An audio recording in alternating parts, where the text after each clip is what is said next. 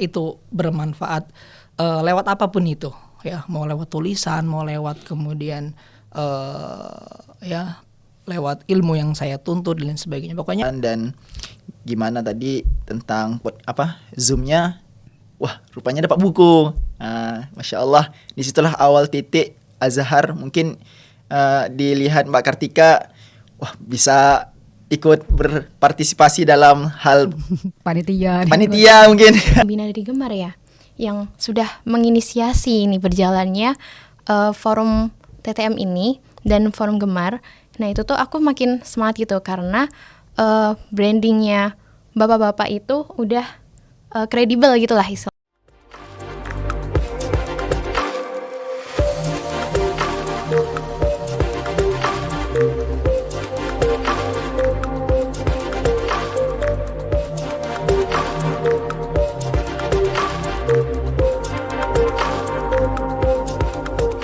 Halo Sobat Gemar, Assalamualaikum warahmatullahi wabarakatuh. Karena edisi kali ini bareng teman taatmu. Nah, kembali bersama aku Kartika Rahmadana selaku host pada podcast pada hari ini. Kali ini kita spesial banget ya, didatangin sama teman-teman dari Solo gitu ya, yang jauh-jauh datang ke sini gitu ya. Di sini ada Mbak Dika, terus ada Azhar, Hai, teman-teman ada semuanya. Ustadz Wafa. Aku manggilnya Mas Wafa lagi nih. Ustadz Wafa. Ustadz Wafa gitu. Tapi kita akan sharing gitu ya. Mungkin dari Mbak Dika dulu, perkenalkan dirinya. Halo, assalamualaikum teman-teman semua. Perkenalkan, nama aku Andika Wahyutami. Namanya memang laki-laki ya, tapi saya perempuan. Biasa dipanggil Dika. Saya berasal dari Sukoharjo, Jawa Tengah. Oke. Terus dari Mas Wafa nih. Oke, halo teman-teman semuanya. Perkenalkan, nama saya Wahid Fathur Rahman, biasa dipanggil Wafa gitu. Jadi saya biasa dipanggil Wafa. Asal saya Purbalingga, cuma saya sekarang stay di Solo karena emang berbagai kegiatan sekarang di Solo. Iya, setiap everyday ada pengisian gaji. Ada apa ini? Lihatin aja Instagramnya ya. Terus dari Azhar. Oke, bismillah. Assalamualaikum teman-teman semuanya. Perkenalkan, nama aku Alvinul Azhar Badawi M. Aulia. Sekarang berdomisili di Solo juga, belajar di sana, mondok di sana, dan sekarang juga pengabdian di masjid yang ada di Solo. Tapi asalnya dari Kepulauan Riau, Sumatera. Wah, jauh ini anak rantauan. Iya, anak rantauan ini. Mungkin teman-teman yang lagi nonton dari Kepulauan Riau, salam kenal semuanya. Anak rantau. Oke.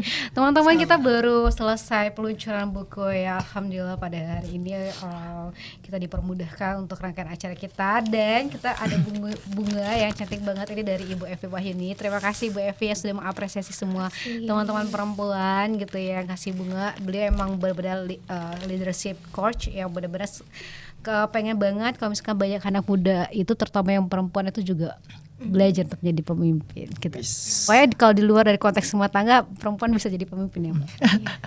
Independent woman ya. Independent woman. Tapi walaupun independent woman juga perlu ya. Iya perlu ya. Dibimbing gitu ya. Oke, kita kasih sharing di sama teman-teman. Gimana perjalanannya bersama forum teman taatmu batch 1. Oke, mungkin dari Ustadz Wafa dulu. Dari Mas Wafa gitu, gimana perjalanannya, pernah mengisi sebagai narasumber juga gitu, dan benar-benar kita berterima kasih kepada Ustadz Wafa karena sudah meluangkan waktu dan sampai juga di Jakarta.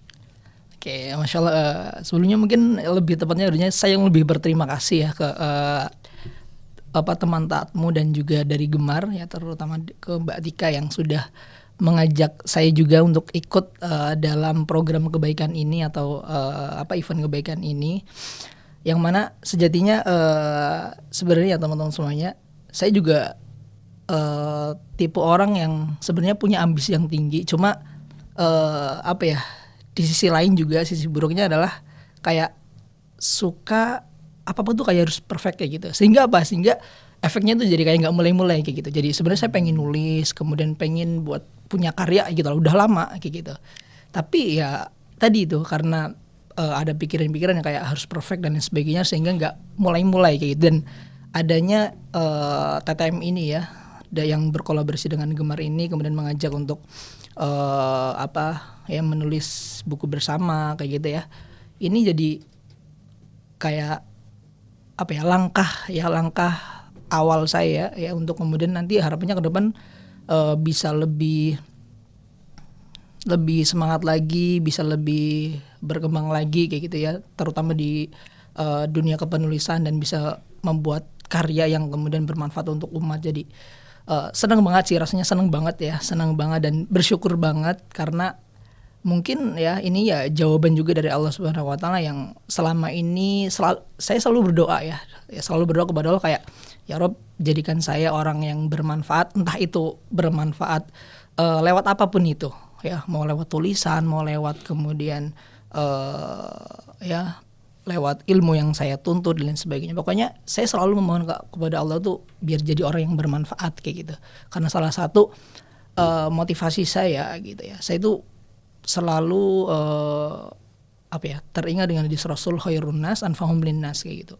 Sebaik-baik manusia yang paling bermanfaat untuk manusia yang lain kayak gitu. Jadi dimanapun kapanpun ya sebisa mungkin harus jadi orang yang bisa menebar kebaikan dan kebermanfaatan gitu. Jadi senang banget ya, pokoknya bersyukur banget lah bisa kenalan dengan Gemar, dengan komunitas teman taatmu juga yang tentunya ini ya menjadi titik awal ya mungkin ya bagi saya pribadi untuk bisa kemudian menebar manfaat lebih luas lewat tulisan. Oke, terima kasih juga Ustadz Wafa udah meluangkan waktunya gitu. Kan aku juga agak kaget tuh, oh Jakarta gitu kayak benar-benar effort banget buat Gemar, buat TTM gitu kan. Jadi tapi sebenarnya emang sengaja saya ini sih udah jauh-jauh kan diminta sama Mas Alif sama Mas Hamzah itu udah diminta tanggal sekian nanti ke Jakarta ya. Jadi saya benar-benar kosongin. Kalau misalkan ada tawaran, misalkan suruh sharing atau apa, saya belum bisa, mohon maaf kayak gitu karena ada agenda ya demi bisa bertemu dengan orang-orang hebat di Gemar. Allah, takbir. Oke, itu seru aja ngobrol sama kalian ya. Kemudian nih kita cowok dulu ya Mbak. Ya dari Azhar gimana Azhar? Apa ini Mbak? Gimana perasaannya udah ngelewatin proses yang panjang ini? Terus juga Azhar di awal-awal pas waktu Zoom sama Pak Denny pun juga dapat buku gitu ya. Udah dibaca belum tuh buku? Terus gimana sih perasaannya gitu? Terus kan juga masuk ke dalam grup panitia juga kan, gedebak-gedebuk kayaknya jadinya ikut juga. Gimana Azhar perasaannya? Jujur ya, Masya Allah, bahagia, sangat senang dan syukur alhamdulillah yang sebesar-besarnya teruntuk. Masya Allah, pastinya ya bersyukur kepada Allah ya. Kemudian juga bersyukur bisa dipertemukan dengan Gemar. Tapi sebelumnya itu saya itu tiba-tiba dapat bukan tawaran sih, obrolan dari teman-teman. Zar, tahu nggak? Itu loh Mas Alip, dia kayaknya pengen bikin project. Wah, dikirimi buku. Itu Azhar nggak tahu, tiba-tiba dikirim buku Mas Alip. Terus Azhar curi-curi info. Mas, ada buku baru ya? Kan pas masa itu kan Azhar masih mondok. Jadi belum punya akses yang luas dari luar. Jadi terbatas, nggak megang HP, sebulan sekali megang HP-nya. Jadi ketika ada info-info tuh Azhar orangnya suka pengen ikutan. Karena dulu jujur dari SMP, SMA itu kan Azhar mondok juga. Terus kalau misalnya ada kegiatan-kegiatan tuh adalah suatu yang membahagiakan bagi seorang santri, bisa keluar-keluar gitu. Bisa keluar-keluar. Karena kan santri kan di dalam, biasanya di dalam. Bener, gak pegang HP ya, kayak di penjara suci kata orangnya. Jadi kalau misalnya dapat keluar itu, wah, itu suatu kenikmatan yang nggak didapatkan semua santri gitu. Apalagi bisa ikut berkarya, ikut lomba atau hal-hal lain sebagainya, jalan-jalan gratis gitu.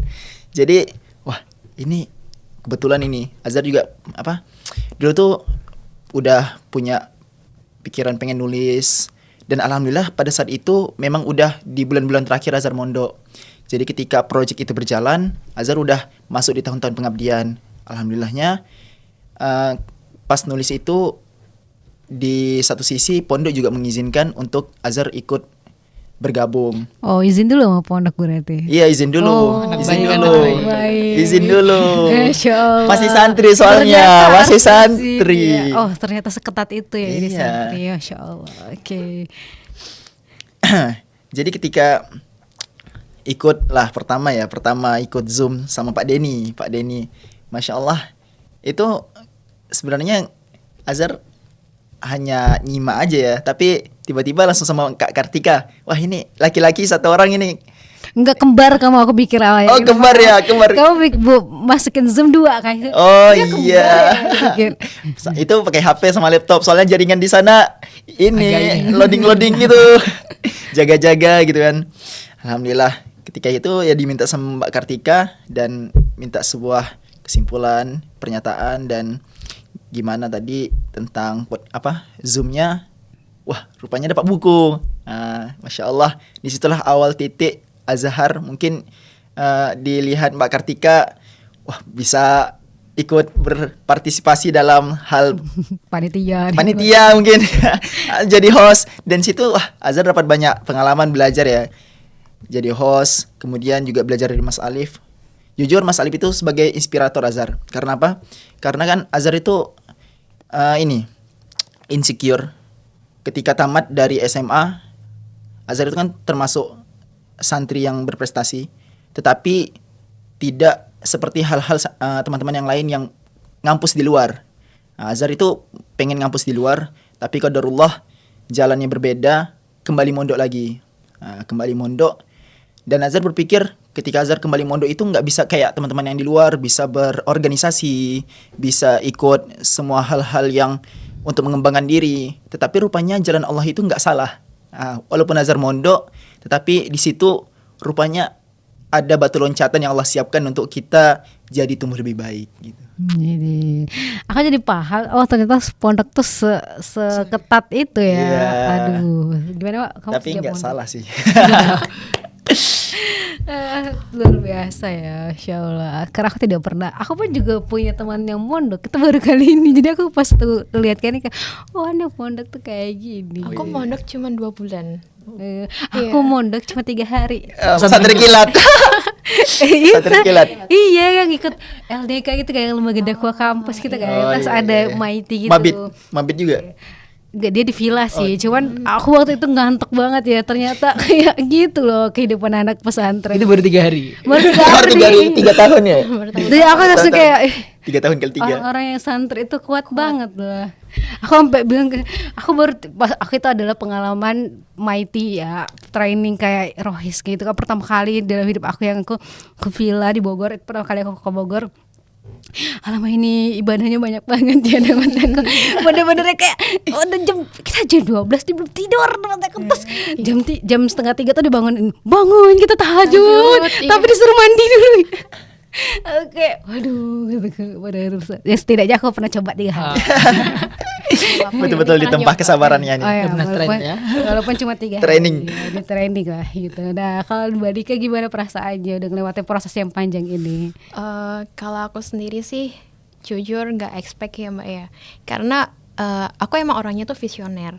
Jadi ketika di suatu awal tahun ya khususnya, aku tuh selalu buat plan-plan yang akan aku kejar gitu, dan barangkali dengan planning yang sudah aku ini susun itu ada yang alhamdulillahnya ini tercapai gitu. Nah, dan di awal bulan ya, awal tahun 2025 itu kan aku dalam posisi masih mondok nih. Terus aku dikabarin sama Mas Hamzah.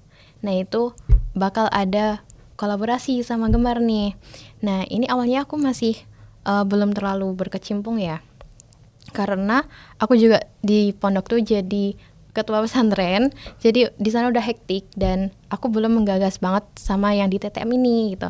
Terus waktu aku udah haflatul wada, aku kembalilah aktif di TTM dan aku mulai bantu sama Mas Hamzah, Mas Alif gitu.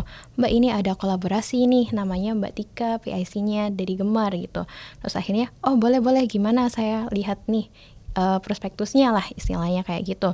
Nah udah aku lihat nih, oh ternyata oke juga bisa nambah branding aku gitu loh, bangun personal branding gitu. Dan awalnya emang aku tuh masih ragu apakah aku yang biasa-biasa ini bisa menerbitkan sebuah buku, bisa mengabadikan sebuah buku gitu. Nah terus ya udahlah, daripada menyesal nggak aku coba, lebih baik aku coba gitu. Akhirnya baik ataupun buruk nanti hasilnya, yang penting aku udah nyoba gitu. Dan waktu dengan perlahan berjalan gitu, Mas Hamzah, Mas Alif juga minta tolong untuk dibantu dan aku kenal sama Mbak Tika sendiri. Mbak Tika juga orangnya friendly, humble gitu ke aku. Aku jadi merasa oh kayaknya ini Mbak Tika nih sefrekuensi sama aku gitu. Dan ketika kita sering berkomunikasi nih dan ternyata ada pembina dari Gemar ya yang sudah menginisiasi ini berjalannya forum TTM ini dan forum Gemar. Nah itu tuh aku makin semangat gitu karena brandingnya bapak-bapak itu udah kredibel gitulah istilahnya. Nah itu aku makin semangat nih buat bantu-bantu semuanya. Terus akhirnya kita tibalah pada saat ini yang dimana sudah diluncurkan bukunya dan alhamdulillah aku menjadi salah satu penulis yang bisa mengabadikan sebuah kisahku di sini. Yang walaupun kisahku ini aku jujur masih ragu dulunya apakah ini patut untuk aku tulis ataupun enggak gitu, tapi aku bismillah lah, aku coba barangkali dengan cerita yang sudah aku tuangkan ini bisa bermanfaat bagi orang lain, seperti itu sih Mbak. Ya. Keren. Aku pokoknya selama aku di kolaborasi ini aku tertampar lah dengan ilmu agama aku sendiri. Itu gak apa, itu hidayah. Jadi ketemu kalian adalah motivasi untuk bisa memperbaiki diri menjadi lebih baik. Insyaallah gitu ya. Ibu Mbak Kartika yang kedua ya. Frekuensi katanya tadi. Kita mah curhat. Curhat apa? Aduh, masa depan. Oh, iya. Kan banyak masa depan. Iya banyak. Ya gitulah ya. Iya. Saya kan membuka rahasia kan. Enggak, enggak buka. Enggak ya. Iya. Ya, kita menyimpan rahasia masing-masing. Apa ini? Oh, rahasia. Rahasia. Oke, kayak kita akan lanjut. sharing juga di Tua-Tua kan udah nulis juga gitu. Mungkin bisa sharing sama teman-teman di sini apa yang teman-teman tulis dan apa harapan teman-teman kalau misalkan ada yang baca tulisannya dari Ustadz Wafa. Ya sesuai urutan aja Oke, Ustaz sesuai ya, urutannya. sebagai senior. Belajar. Oke, ada saya nulis di buku TTM itu ya yang judulnya itu Aku, Takdir dan Jalan Pulang itu. Saya menulis judulnya itu bukan siapa cepat tapi siapa sungguh gitu. Sebenarnya ini adalah kisah yang aku tulis dari pengalaman ya ketika saya di pesantren juga. Waktu itu saya menjadi seorang musyrif tahfidz di salah satu pondok di Jogja ya, dan saya jumpai salah satu anak halaqah saya yang dia emang bener-bener ya mungkin dibilang bukan mulai dari nol, dari min ya, dari min. Kenapa saya bilang dari min? Karena ketika seseorang menghafal Al-Quran kan harus dengan bacaan yang sudah baik kayak gitu ya. Biasanya rata-rata bacanya udah bagus, paling nggak tuh lancar lah bacanya. Nah anak ini nih dia bacanya belum lancar gitu. Ya jangankan bagus, belum lancar gitu, masih terbata-bata dan sebagainya. Tapi satu poin yang kemudian saya perhatikan dan kemudian saya apresiasi ke anak ini adalah dia tuh semangatnya tuh nggak ada lawan kayak gitu. Apotek tuh tutup, nggak ada obat gitu ya. Pokoknya semangat banget. Yang lain tuh main, saya selalu lihat dia ada di masjid. Ya, saya selalu lihat dia ada di masjid.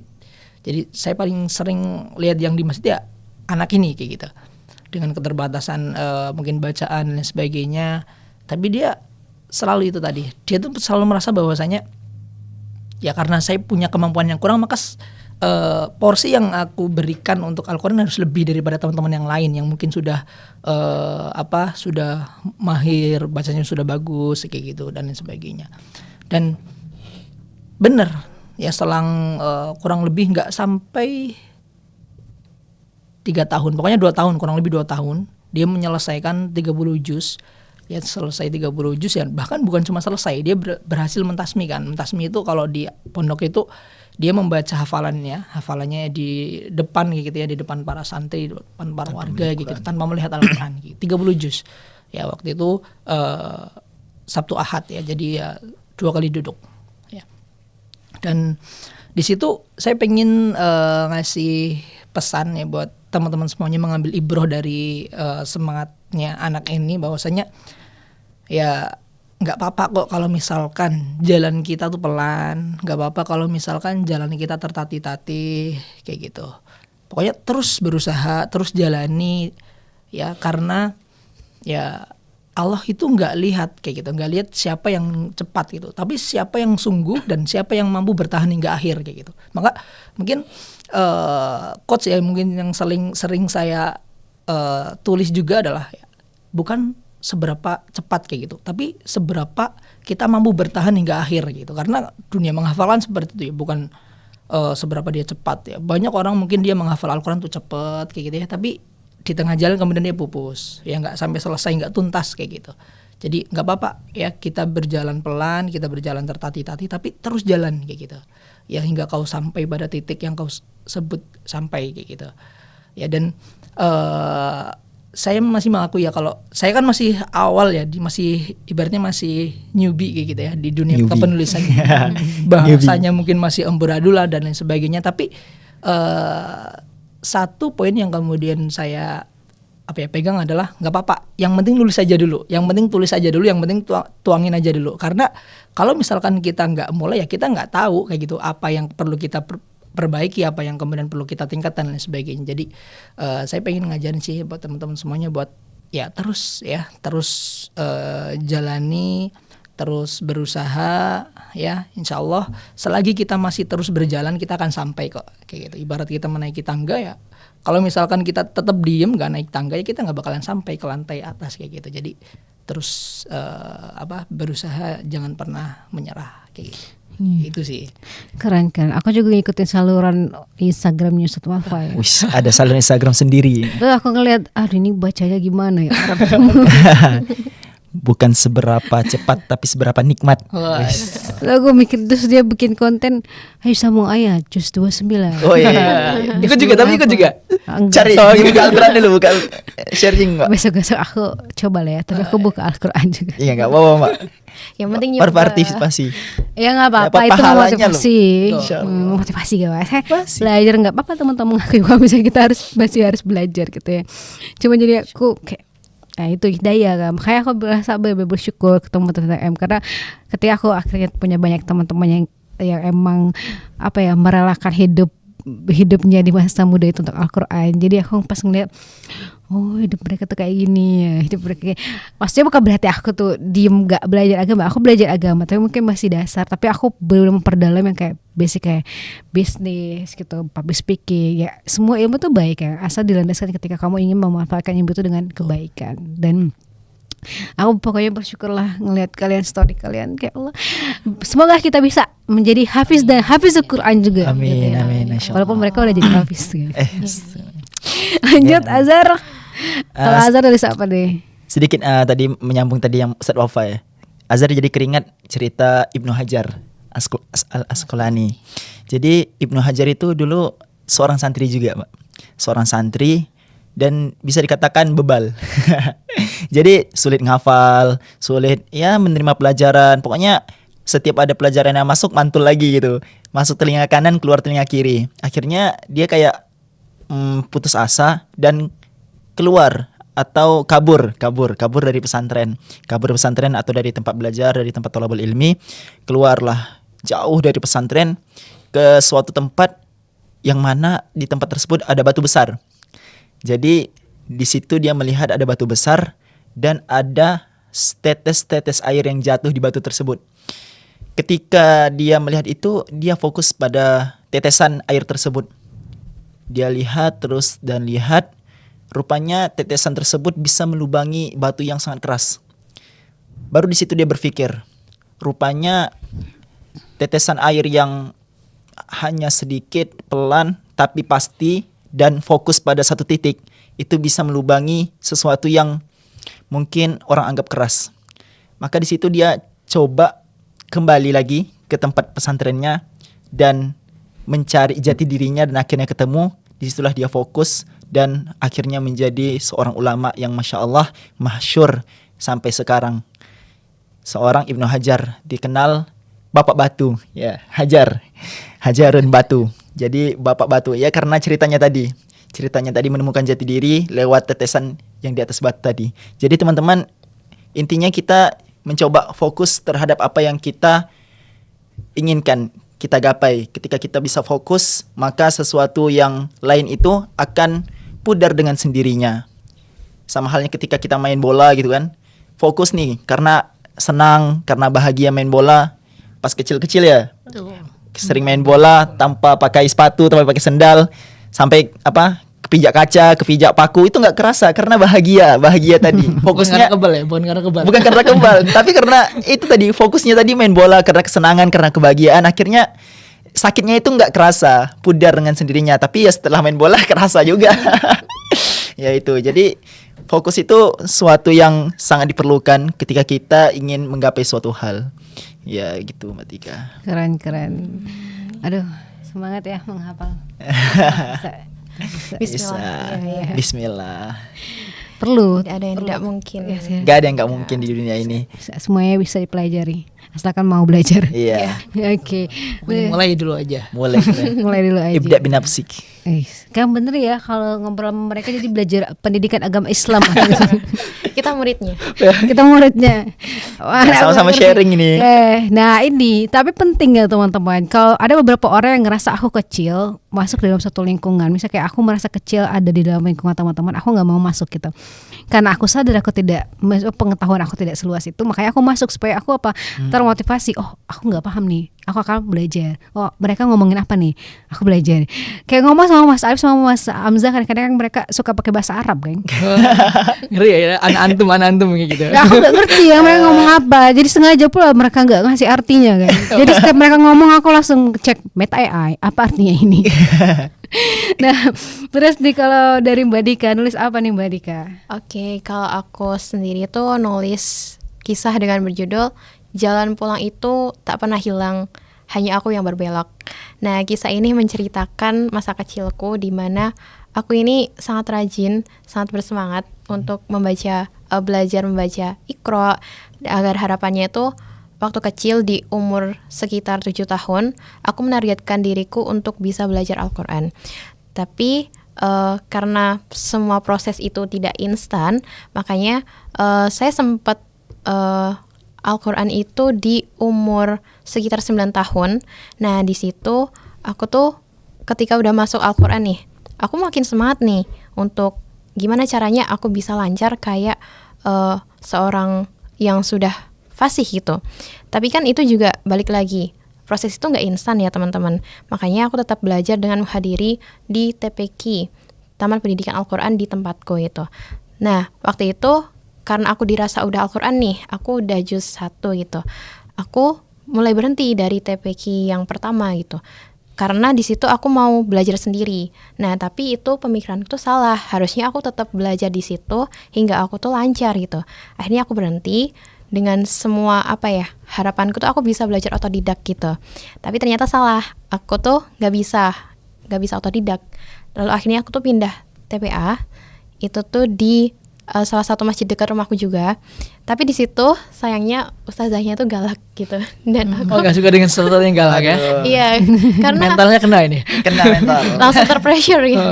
Iya, di situ aku tuh waktu kena marah tuh gara-gara salah satu makharijul huruf. Itu aku udah langsung kena bukan ini, bukan gini, tapi gini gitu. Nah, di situ kan aku masih kecil dan ya itu sangat menusuk hati ya buat anak kecil gitu. Akhirnya aku memiliki rasa trauma tersendiri di situ. Ya, ini sempet aku nggak mau TPA lagi, nggak mau datang ke Taman Pendidikan Al-Quran selama beberapa minggu. Akhirnya aku memutuskan untuk keluar dengan izin orang tua. Tapi awalnya itu orang tua nggak setuju. Karena kenapa kamu harus mundur? Kan kamu pengen targetnya bisa baca Al-Quran dengan lancar gitu. Akhirnya aku tuh ngeyel, waktu kecil tuh ngeyel gitu. Tapi nggak nakal, cuman ngeyel. Terus itu yaudah akhirnya dengan segala perjanjian yang orang tua berikan, kamu boleh berhenti asalkan kamu tetap baca Al-Quran gitu. Akhirnya yaudah berhenti TPA, lalu aku belajar secara otodidak. Terus ya karena aku dulu di SD itu sering mengikuti lomba-lomba, nah di situ tuh aku mengesampingkan nih Al-Quran. Aku tahu salah itu waktu aku udah merasakan akibatnya gitu. Nah, aku gak pernah baca Al-Quran lagi nih. Ya pernah tapi jarang-jarang gitu. Akhirnya waktu pesantren kilat di SMP nih, ini tuh akibatnya baru aku rasakan setelah beberapa tahun aku ngeyel gitu. Waktu pesantren kilat itu aku disuruh untuk ngaji satu persatu gitu.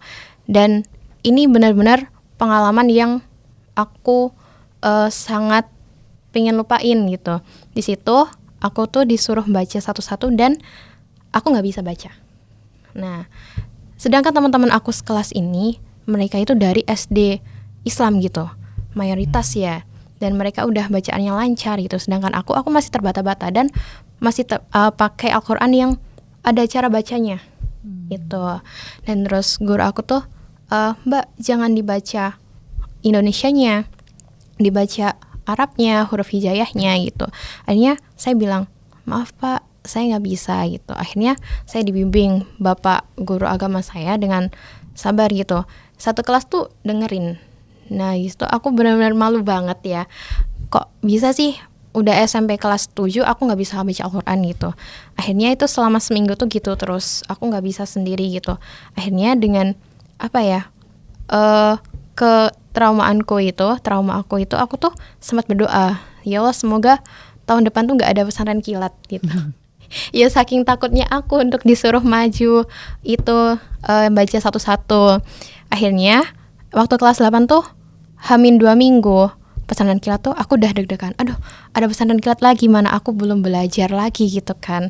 Karena masa-masa euforianya anak remaja tuh kan ya kayak gitu loh, untuk senang-senang aja, senang-senang di perduniawian gitu. Karena aku berasal dari SD SMP umum ya, negeri gitu. Nah, di situ aku udah mulai deg-degan nih. Aku takut gitu. Akhirnya Hamin 2 hari itu ada pengumuman apa coba tebak-tebak. Yang dimana itu ini chaos banget sih. Cukup chaos. Apa disuruh MTQ kamu? Kalau disuruh MTQ itu tuh ada pengumuman COVID masuk ke Indonesia. Oh. Ya. Kirain terkait dengan bacaan Al-Quran gitu kan ya. Enggak. Nanti lu langsung suruh ngajar di pondok kan. MTQ. Atau ngajar TPA atau disuruh masuk pondok lagi. Nah, Rupanya corona. ya plot twistnya itu Libur. iya libur 2 minggu. Itu adalah dulu tuh aku seneng banget, ya Allah alhamdulillah gitu, nggak ada pesantren kilat gitu.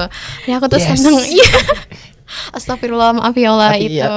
Tapi aku nggak pernah online selama corona. Karena di Alhamdulillah. pondok. Iya. Iya, di karantina udah di Karantina. Jadi tapi orang tua nggak boleh masuk ke dalam. Iya. Oke, jadi gitu kan. Akhirnya nggak ada pesantren kilat, aku seneng banget gitu.